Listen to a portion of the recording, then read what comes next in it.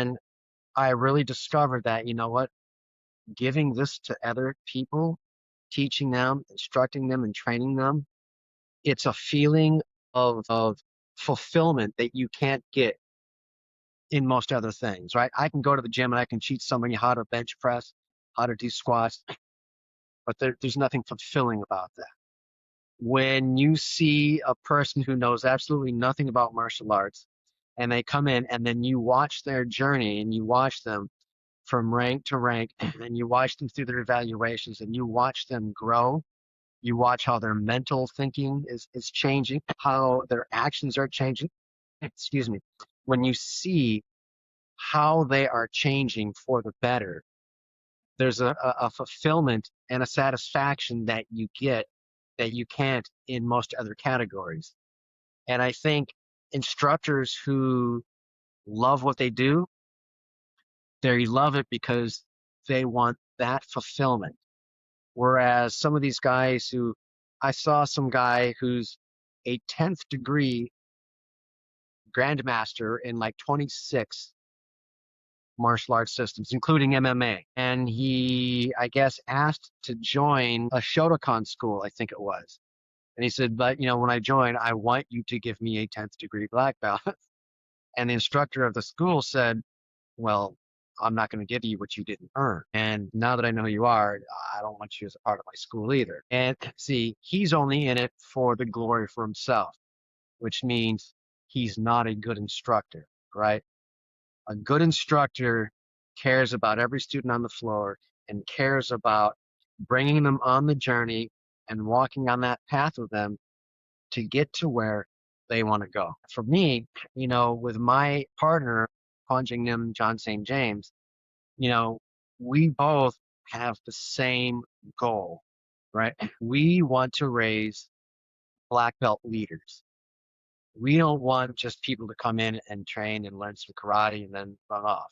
No, we want black belt leaders. We want to raise young children to become, you know, youth who are people of character, who are people of quality, people who care about the person next to them. And so, and that's one of the things about that we do at Masters Path Karate is, you know, we bring in at-risk youth students.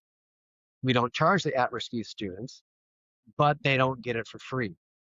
Our at-risk youth students, they have to go out into the community and perform community service hours. All right.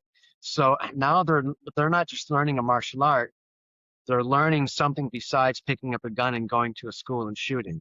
They're learning something different besides ganging up with a whole bunch of other people and finding one person and beating the heck out of them and even possibly killing them, right? They're learning something different than drugs or prostitution or street life. They're learning something different like serving, giving of themselves. They're helping people who cannot do anything for them in return, right? They're learning how to serve and how to give. And but but we still have to somehow make money to cover all of our expenses, right? And all of the overhead. So instead of charging the at-risk youth students and their family who can't afford this kind of training, what we do is then we go out into the business community and we ask the businesses to sponsor our youth with a scholarship. So a full year scholarship, you know, at Masters Path Karate, you get, you know, a full year of martial arts training. You get mentoring directly from me because I used to live on the streets. I've been homeless. I've been in foster care. There's not much. I've been in juvenile hall. I've been in jail. There isn't anything that you're going to do that's going to surprise me that I don't know.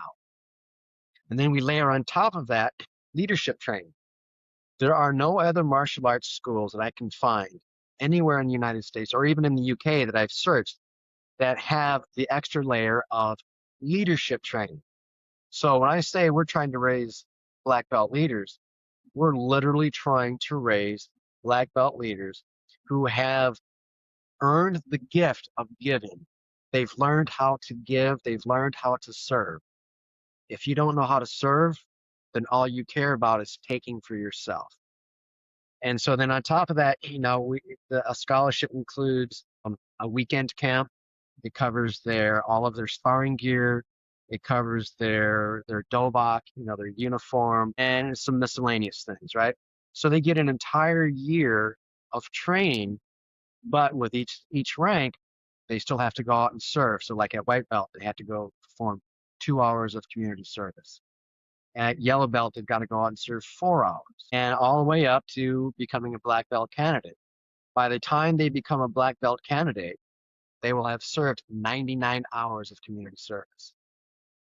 So that is an education that no martial arts school is giving and no martial arts student is receiving anywhere as far as I can find on the face of this planet. This is our business model, and it's working well for us.